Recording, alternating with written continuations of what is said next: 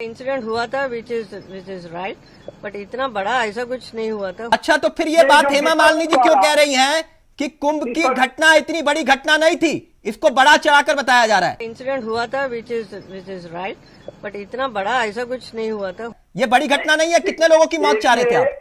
सुनिए मेरी बात, जिस तरह से विपक्ष इसको नकारात्मकता की तरफ ले जा रहा है वो कतई ठीक बात नहीं। ये इतनी बड़ी घटना नहीं थी, इसको बढ़ा चढ़ा के बताया गया।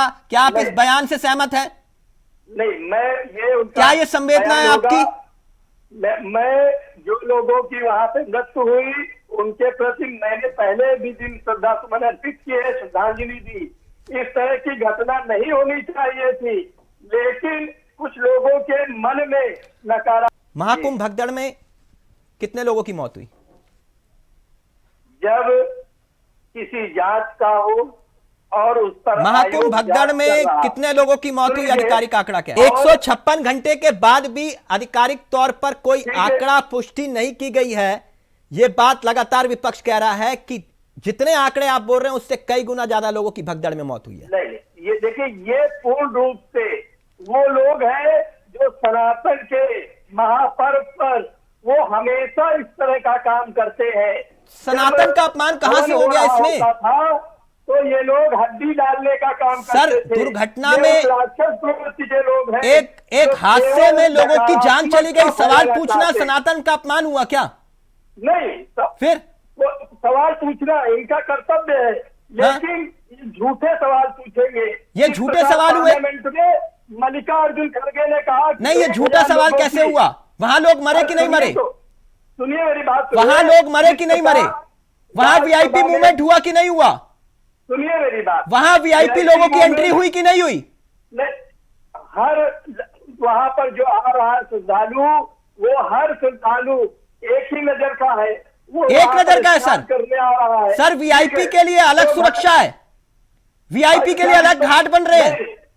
आप तिलक जी पूरी व्यवस्था को, चैनल आपका वहां है, उनको भेजकर सही से सब चीजों को समझने का प्रयास करिए। यादव कह रहे हैं डिजिटल कुंभ कराने वाले मृतकों के डिटेल तक नहीं दे पा रहे। अखिलेश यादव उन्हीं लोगों में शामिल है जो इस तरह के आयोजनों में विघ्न डालना चाहते थे, और वो ये चाहते थे कि किसी प्रकार इस तरह का विघ्न इन महाकुंभ में, सनातनियों के महापर्व में हो, जिससे कि वो अपनी राजनीतिक रोटियां सेक सके। लेकिन जांच जो चल रही है वो आपको भी पता चल जाएगी तिलक जी, और इन लोगों के जब वो जांच बाहर निकल कर आएगी तो आप कहेंगे ये लोग मतलब तो नहीं थे इस तरह की घटनाओं में। आप तो बता रहे थे ना कि कराई हुई 100 करोड़ लोगों के आने का बंदोबस्त है हमारे पास। देखिए, 100 करोड़ की बात किसी ने नहीं की। देखिए, 100 करोड़ की बात किसी ने नहीं की। देखिए, 100 करोड़ की बात किसी ने नहीं की। 13 जनवरी से 26 फरवरी तक आयोजन होगा महाकुंभ का। इस पूरे आयोजन में 40 करोड़ श्रद्धालु आएंगे, लेकिन तैयारी हमारी होगी 100 करोड़ श्रद्धालुओं की व्यवस्था के लिए। 40 करोड़ वहां पर जो आप दिल्ली में रहते हैं, दिल्ली की जनसंख्या 2 करोड़ है, यदि वहां पर 8 करोड़ लोग आ जाएंगे तो क्या व्यवस्थाएं होंगी? तो आपने दावा नहीं किया था कि आपको मालूम नहीं था इतने करोड़ लोग आएंगे? फिर वही बात है, हर चीज मालूम होती है, लेकिन दुर्घटना कैसे घटित हो जाती है ये किसी को नहीं पता होता है। अच्छा, उस पर राजनीतिक फाइनल कमेंट आपका। एक मिनट, चंद्रभूषण जी, देश के प्रधानमंत्री एक तरफ वोटिंग हो रही होगी और दूसरी तरफ प्रयागराज में डुबकी लगाएंगे, क्या लगता है चुनाव का फायदा होगा? मैंने आपको पहले भी कहा कि दिल्ली में मोदी जी की गारंटी पर भारतीय जनता पार्टी की सरकार आ रही है। फायदा होगा कि नहीं होगा? जा रही है। आपदा कुंभ में जिस प्रकार मोदी जी नहा रहे होंगे, अमृत का पान कर रहे होंगे, स्नान कर रहे होंगे, और दिल्ली की गंदगी साफ हो रही होगी, ये देख लीजिएगा। मतलब फायदा होगा, चुनावी फायदा, अगर देश के प्रधानमंत्री प्रयागराज में डुबकी लगाएंगे और दूसरी तरफ वोटिंग हो रही होगी। फिर वही बात है, वो एक प्रक्रिया है, वो एक दूसरा पक्ष है। अब दोनों को आपको फायदा दिख रहा तो फायदा तो होना ही चाहिए। हाँ, नहीं, जैसे केदारनाथ की गुफा भी याद आ जाती है ना लोगों को, कोई बात नहीं, आप कह रहे हो नहीं इसका भी याद आना चाहिए, इसमें कौन सी बुरी बात है? हाँ, तो फायदा होता है ना सर, खुलकर बोलिए। होगा, 500% होगा। होगा। जो आपके सबसे बड़े दिल्ली के स्टार प्रचारक थे चुनाव में, रमेश भदौड़ी जी, क्या लगता है आपको चुनाव जीतेंगे हारेंगे? वो जो सड़कें बना रहे थे प्रियंका गांधी के गाल की तरह, मैं उनकी बात कर रहा हूं।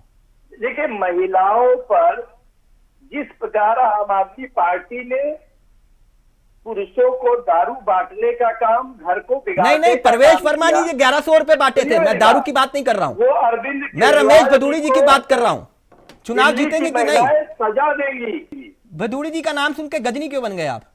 मैंने पूछा चुनाव जीतेंगे कि नहीं? अरे भदौड़ी जी एक विधानसभा का चुनाव लड़ रहे हैं और वो जीत रहे हैं। अच्छा, जीत रहे, मैं वही पूछ रहा हूँ, खुला खुला बताओ ना, आप इतना कंफ्यूज क्यों हो रहे हो? नहीं, उनकी काबिलियत तो पूरा देश देख चुका है सदन के भीतर, मैं उनकी काबिलियत पर संदेह नहीं कर रहा हूँ, मैं आपसे सिर्फ ये जान रहा हूँ। रमेश भदौड़ी आपने कहा चुनाव जीतेंगे, और ये परवेश वर्मा जिन्होंने 1100 रुपए बांटे थे, हाँ वो भी जीतेंगे, वो भी जीतेंगे। इन दोनों में से सीएम कौन बनेगा, परवेश वर्मा या फिर रमेश भदौड़ी? फिर आप भी तिलक जी क्यों इंतजार करिए ना, इतनी जल्दी क्या है? अजीत, आपको यकीन नहीं है चुनाव जीत रहे हो?